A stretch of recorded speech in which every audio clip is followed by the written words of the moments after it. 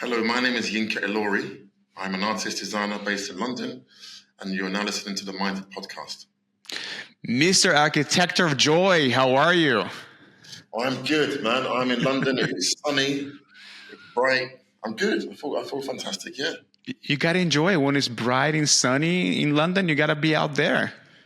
You got to be outside. Yeah, man. I've been in my car for around 3-4 hours driving around London. So I've got my amazing album on, an album called Lotus by Little Sims, which I've been listening to for a couple of days. I'm just kind of soaking in the city, the sun, the energy. Everyone's really joyful and happy, and I think you kind of catch the energy, and I think it makes you feel good. So, yeah, man. I mean, I'm hoping to get out after this conversation. Yeah. There you go. Do you try it often to, as you mentioned before, like going outside and catching the energy in everywhere you go? Because, I mean, you're a busy man. You have a lot of appointments, a lot of things to do, in place to be, in deadlines. How often do you find yourself really sucked in and just relaxing and just looking around and letting the feeling come in? I do. Yeah. I mean, I spend most of my times, working in the studio with my team. We have an incredible design studio, or art studio, whichever you want to kind of describe it as. But my space is, for me, I kind of call it my kind of holy shrine, because it's my place of reflection, my place of inspiration, place of calm. It's where most of all my ideas kind of come into fruition, and also where they start from birth into it being realized. And then, most weekends I sort of spend going to, like flower gardens, or I might go to Kew Gardens, or I might go to Richmond Park, or I might take my family to a playground to play on a swing or a slide, or I might see some friends, get some food. So that, for me, like I love outside. I love London because there's so much culture and richness within the city, that you do want to be outside. But also, I love being at home in my own garden, because I love just kind of sitting down after a long week of work, listening to birds or the sounds of the sky, or whatever it is. But I need that kind of minute, that sort of stop point in the weekend to kind of catch up on my thoughts and on the week. When you were talking about your studio, I could hear a little bit of an excitement, something that you're very proud of.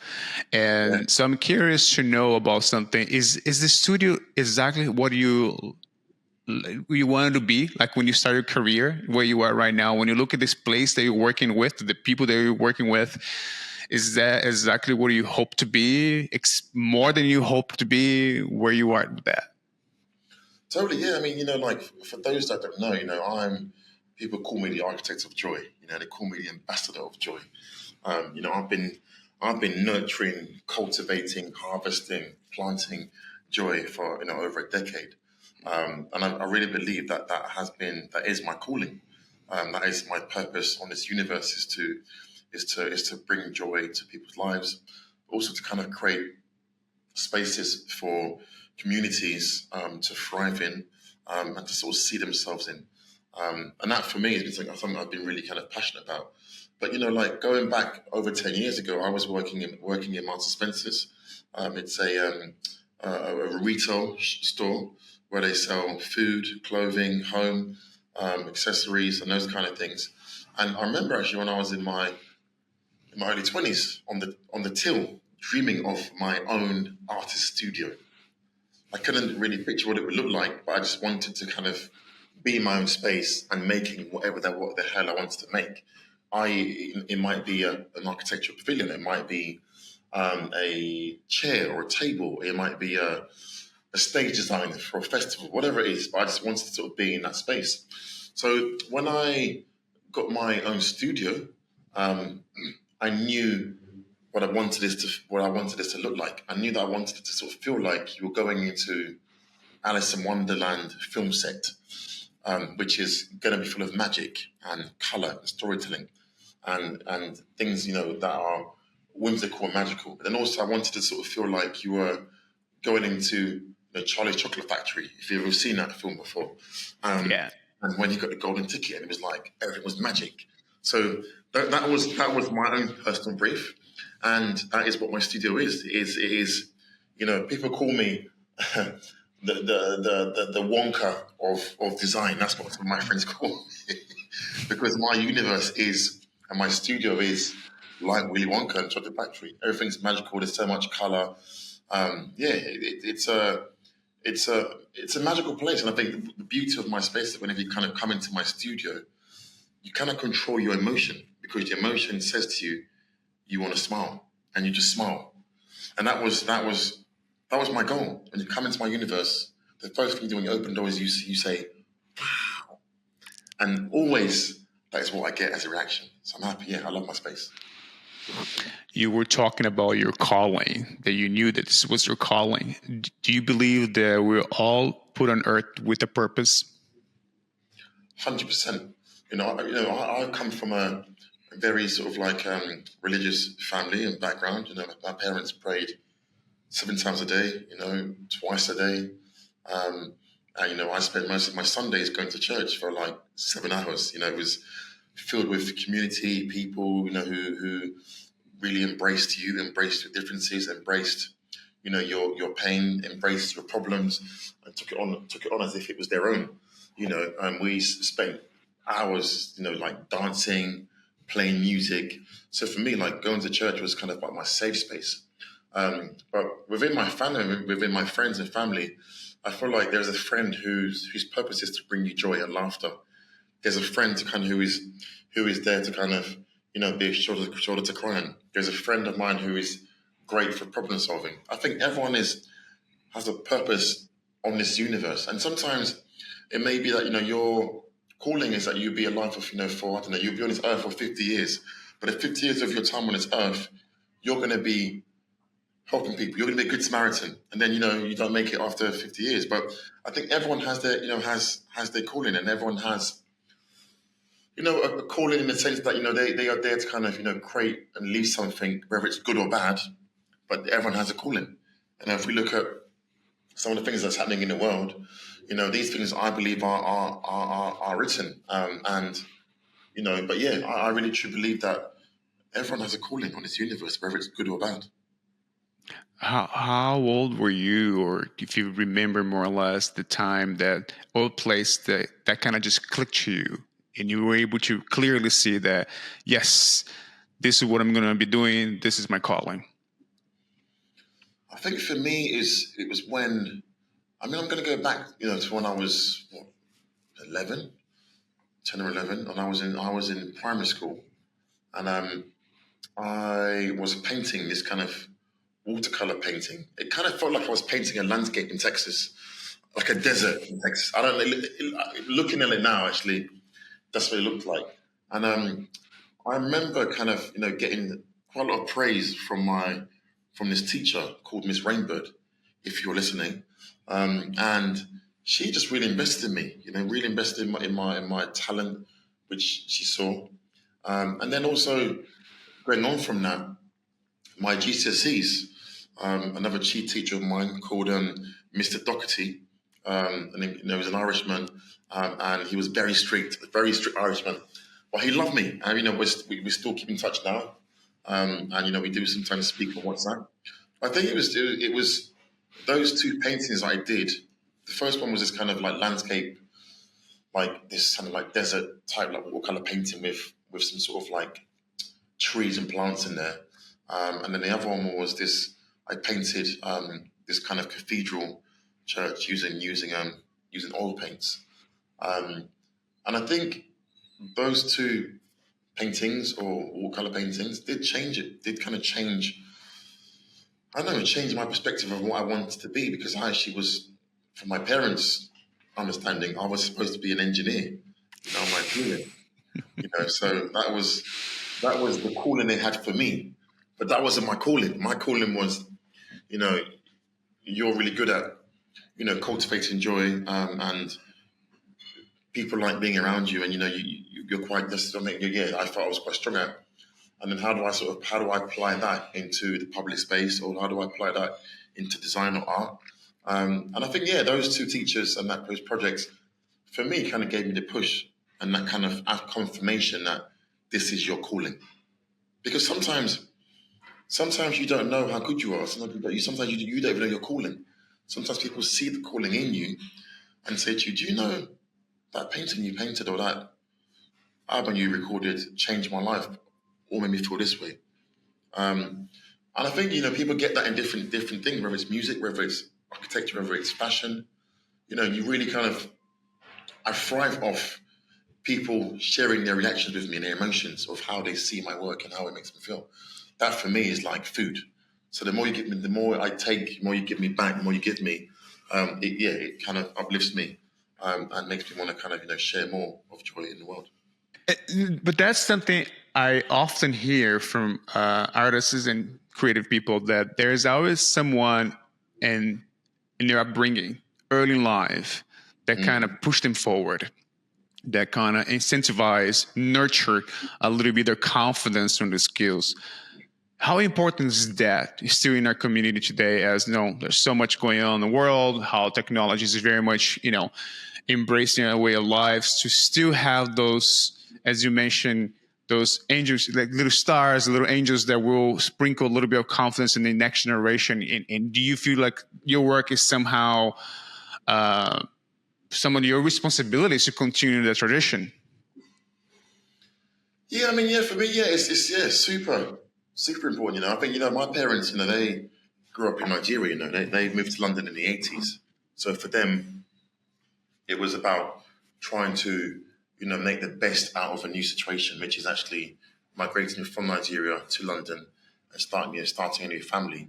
And for them, I'm always kind of grateful because they left behind their dreams, on their careers to kind of start a new life here for unborn children that they've never met before. But the love they already had even before sort of preconception, they knew that like, we're going to give our kids the best possible of life and opportunity, which they did. We've had great education, great experiences. We travelled, and I think for me, yeah, it's like the work that I do. I feel like I sometimes compare. I don't know. It's kind of like a vicar, kind of like an apostle. Like you're sort of preaching the good news. Sometimes you sort of see people in traffic, like who have the Bible and they're sort of preaching, the good message. That's kind of what I feel like my work is. My work is about promoting the good news. And the thing is, you don't stop promoting the good news. You keep promoting it. You keep drilling it into someone's head, right? And I think sometimes within my work, I think sometimes people forget that they deserve joy. They forget that they're able to kind of make memories. And they sometimes forget that they belong to something. So for me, that was always my calling because that was what I was exposed to when I was a kid in London, in North London. I was exposed to community.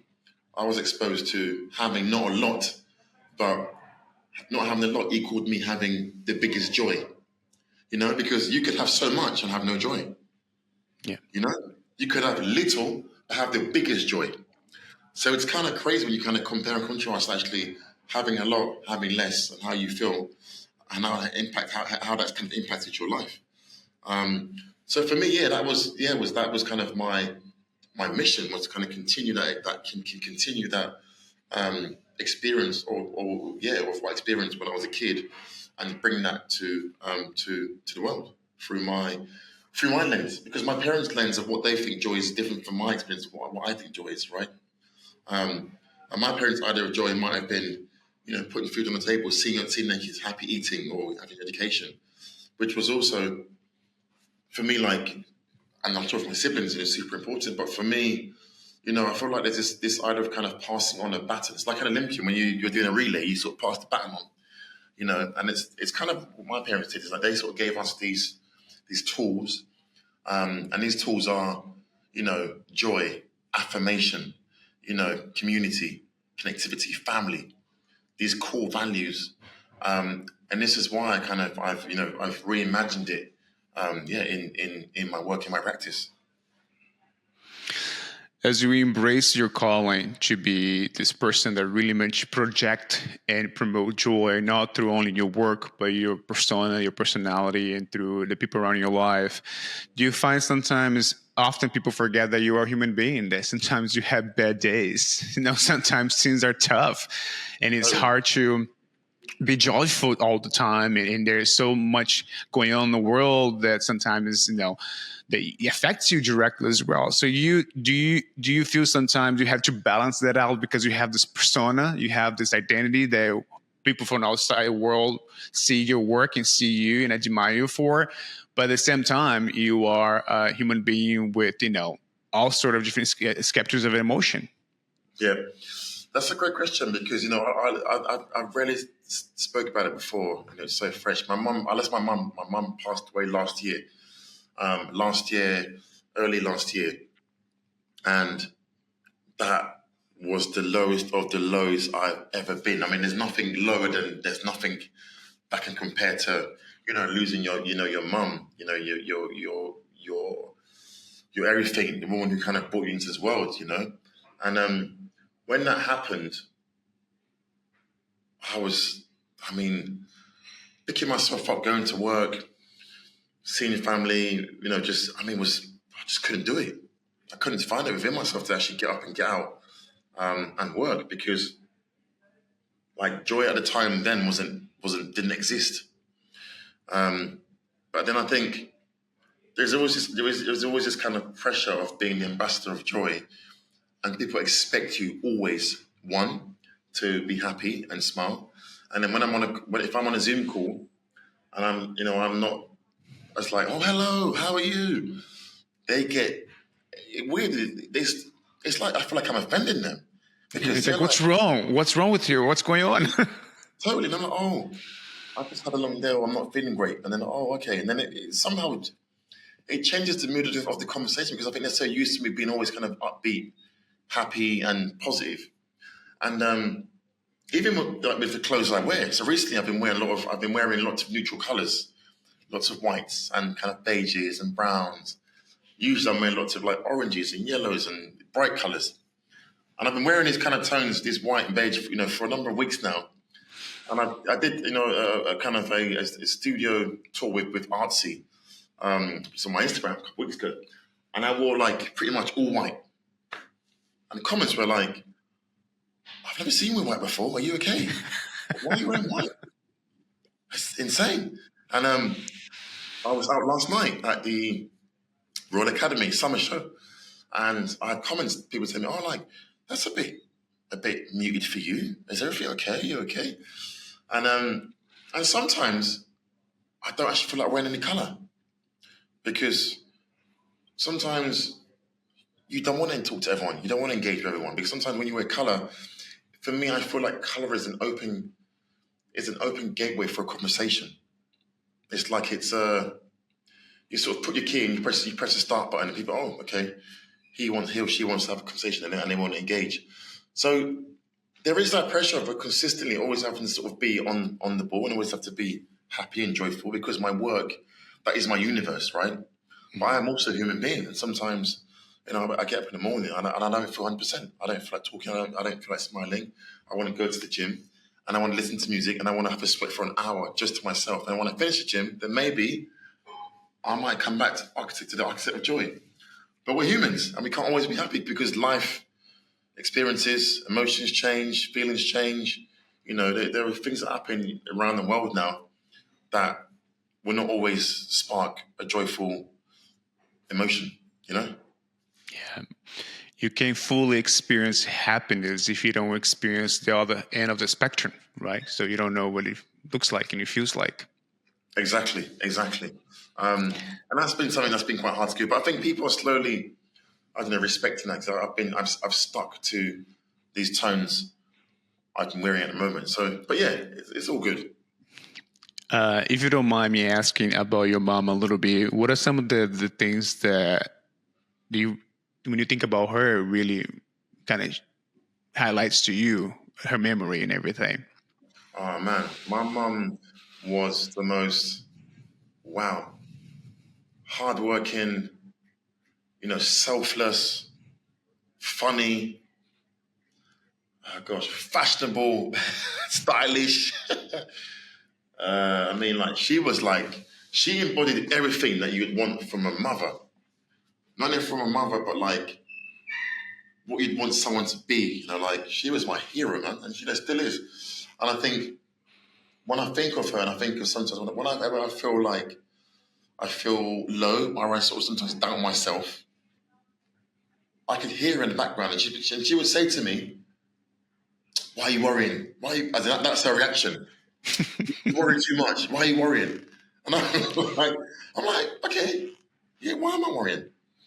And like this, because with my work, I just don't work across one medium. I work across, like architecture, furniture, product, fashion. My work is so faceted that I just don't kind of stick to one sort of medium of work. She was an incredible entrepreneur. She had like a hair salon. She was buying and selling lace fabrics. She was also had like a catering company. She was selling jewelry. So she then before she died, she was about to sort of set up a nursery in Nigeria, which we're going to continue for her. But she was just someone who had ideas and she knew how to execute it, right? And yeah, I definitely took that from her. No one could put her in a corner, in a box. I always say, if you've ever watched Dirty Dancing, there's the guy, I forgot his name actually. He says, "Nobody puts baby in a corner," and that was my mum. Nobody puts my mum in a corner. And that's kind of what I feel like. Yeah, like you couldn't box it. You couldn't put it in a box. And similar to me, like you can't really box my creativity or tell me what I can and can't do because I'm going to do it. And I think that's also come from her, but also I think it's coming from being Nigerian. It's in our blood, it's in our DNA. Like we're naturally born hustlers, grinders. We work hard. We're going to get it, no matter which way, but we're going to make it happen. And that's definitely come from my mum and my dad. And how nice that she was able to stick around and see you succeed at your craft and see her son to be able to fulfill his destiny, his accomplishments, and be part of that as well. She definitely came to most of my experience, well, not most, the ones that were international. But yeah, she was not she was my biggest fan. My mum was kind of mum. Again, she's a Nigerian mum. So she would put all my press clippings in her bag and would be like, "This is my son." So when I did this Marks and Spencer's bag a couple of years ago, she would take the bag with the press clipping from a paper in her bag and show her friends. And she would do this in the most weirdest places. She would go to like a supermarket shop and tell people at the till, "This is my son." But she was so proud. She was not embarrassed. I heard of her being embarrassed or shy wasn't a thing. Like she relished in being embarrassed and being that kind of proud mum. But I loved it, man. She was very proud of each and all her kids. But yeah, she was my biggest fan, man. Like she was so proud of everything I was doing. And yeah, man. So I think for me, whenever I think of her, I think of the joy she brought me. And sometimes you might find me walking in London laughing because I remembered something she said or something she did or something that she would have did if I did something, But that's how wonderful. When you were talking about things that you learned from your mom, but also being Nigeria, this the way you guys are. It's like we're gonna get it done. Things were just gonna happen. We're gonna hustle. We're gonna make things work. For you, when you're in this environment in design, architecture, in our world, where there's so many gatekeepers, often to be in the right place, meet the right people. Of course, social media, the internet really open up the playing field, but still, the more you're in it, you realize that there's all those gatekeepers. How are you, really using that energy, that drive to make sure that your work resonate not only on the, blue chip gallery level and collector levels, but also still open to the public, so you're accessible to everybody who's watching you from far away? Yeah, I think from an early age, I knew that how we lived was different from people who lived in the west part of London. They were middle class, they dressed different, they drove different, they talked different. And for me, look, I was so content with where I was raised. I grew up in, a council estate, working class families. It was the best thing ever. It couldn't have been. I had such an incredible childhood and upbringing that I would never change. Like if someone offered me to live in, I don't know, the richest place in London, I wouldn't do it. Like because the reason why the way that I am today is because of my environment. Because I was raised by 20 mothers, 20 dads, 100 uncles in the estate who knew my name, my date of birth, knew everything about me. They knew like the back of my head. They knew me in and out. They knew what I could do. They knew what I wouldn't do. And that really kind of like, for me, played a huge part in what I saw, like, what I thought was important for me. What I also saw, like, was a huge value for me, was a kind of value of community, and importance of community in a place like North London, or Marcus Estate. So I think for me, this idea of accessibility and sharing food, sharing your toys, sharing clothes, sharing music, all in this estate was incredible.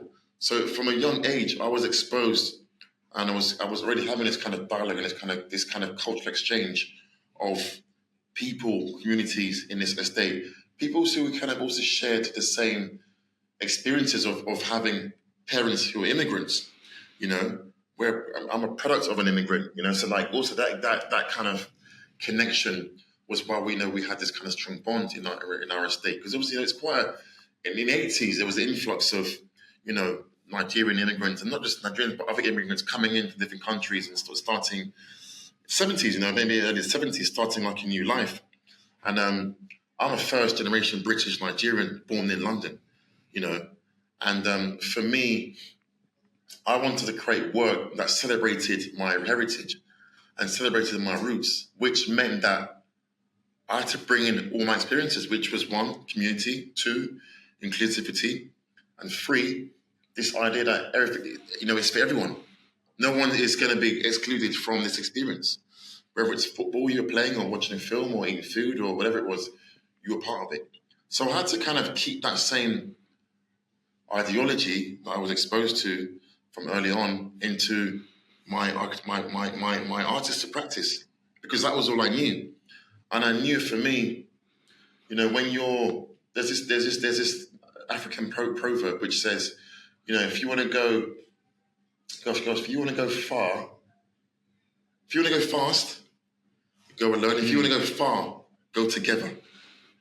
And that always stuck with me. Some of my parents and my dad in particular, he loved folklore, he loved storytelling, and that always was in my head. So for me, it's actually whenever I'm designing, I'm thinking of the people in those communities who are from like disadvantaged backgrounds, who have never been to a museum before, never been to a gallery before, never really kind of bought a print before, never been to the theatre or watched live music.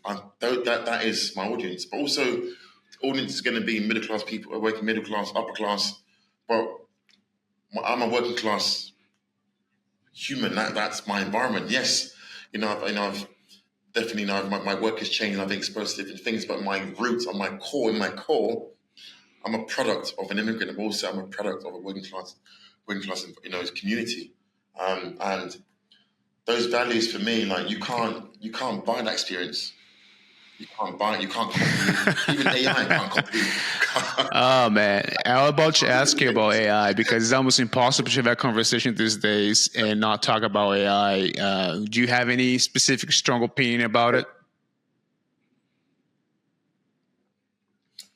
I mean, I used to before, because obviously it was so new. There's so much like scaremongering around AI stealing your information, and AI stealing jobs and all this kind of a thing. Which there is some truth in it. And it's funny actually. I was talking to a friend of mine today about people making films using AI, and I've had discussions with people about maybe working and doing a film with AI, but I think it just doesn't really sit well with me actually, because I've had mixed reviews of it. Because the AI film looks as good as a film being produced by a bunch of people on set, right, with real characters. But then also, I love cinematography, and I love emotion. I love love. I love joy. I love thriller, I love sci-fi. And then when you take out all those people, you're typing in codes and all these algorithms, and then it actually the next film. I don't know. I think you kind of lose the love of the art, right? Art gets sort of watered down and doesn't really become as it's not authentic. But on the flip side, I used AI when I worked with Google Arts and Culture, and I designed a playground online, which was called a Flamboyance of Flamingos. So you go into this app, Google Arts and Culture. You go into my world, my play space, and you can quite literally build your own playground. You can add colours and trees. You can bring objects in there. There's a soundscape in there as well. And then also and also the whole idea about the game, this playground is that you have to kind of unlock all these Nigerian parables in there. So the flamingos are like elders. So there's like a big flamingo and a small flamingo, and then you're the small one. You kind of go around the space, and you have to kind of unravel the narratives in the space to actually unlock this magical playground, right? So it does involve some type of dialogue, conversation, interaction with other people. But at the end of it, when you've completed this playground, you have fully built your own playground online with people around the world. But then also you get an AI generated Yinka Ilori art print, which is inspired by my own work, which you see online, which is also great. There is this idea of actually there's ways AI can democratize art and design. And that is always what I'm kind of pushing for is actually how can we democratize something that seems elitist or seems kind of for a select few and bring it to the masses and actually this is for everyone. And that's what that did because, not everyone can have a play space in London designed by me or designed by whoever, but we can create this on an app or we can work with AI and AI can do that, So I think AI has a tool in democratizing art, film, fashion, whatever it is. Inka, I know you have to go. You have other responsibilities and also enjoy the beautiful weather of today that's happening in London. But before I let you go, I wanted to recommend us 3 things. I wanted to recommend us a book, something to read. Now that I know you are a film enthusiast, so maybe something to watch, a movie, a TV show, a documentary. And our next guest, who do you think we should have here next? A book, wow. So I'm not reading a book at the moment, but I'm watching a Netflix. I finished it actually. It's incredible. If you've ever been in love, young love, I have when I was young. I was definitely in love, and definitely also been heartbroken. The film is called Forever. Forever. The soundtrack is phenomenal, from Frank Ocean to Cesar to Travis Scott. I mean, I love a good soundtrack when I watch a film. But if you want to go back to your young love and be reminded of that pain, also it reminds you that your love does still exist, then you should watch Forever. Amazing. And there was a book I was reading actually, which a friend of mine gave to me, and she's someone you should speak to. And she's an amazing artist called Eve DeHaan, and she knew about my mum passing, and she gave me a book to read, and it's called How to Be Stoic. I think I'm saying it right actually. But it was a book about trying to make me deal with grief, how to deal with grief, how to kind of what your purpose is on this planet.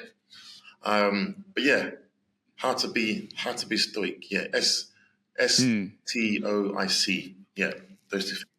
And then album-wise, if you're into music, I said before in the beginning, in my car now, I'm listening to 2 albums. Lil Wayne has dropped a new album. If you've listened to all the Carters, 1, 2, 3, 4. Yeah, number 4. That's out now. And Little Sims, number 4. And Little Sims has got an album out called Lotus, which is incredible. So these 2 albums I've got on repeat right now. Yinka, I want to thank you for taking the time and the opportunity to meet you a little bit better and to really meet the human behind, all this incredible work. As you really been an incredible job to become a beacon of joy for everybody who follow you. But I see a man solid and still on his background, on his family, on his belief. And I think that's also something that we need more in this world: joy and security in who we are. So I applaud you for your work, for the person you are, and I think Mom will be very proud, of course. Thanks, you. I really appreciate the conversation. I really, it felt like I was having a therapy session. So thank you.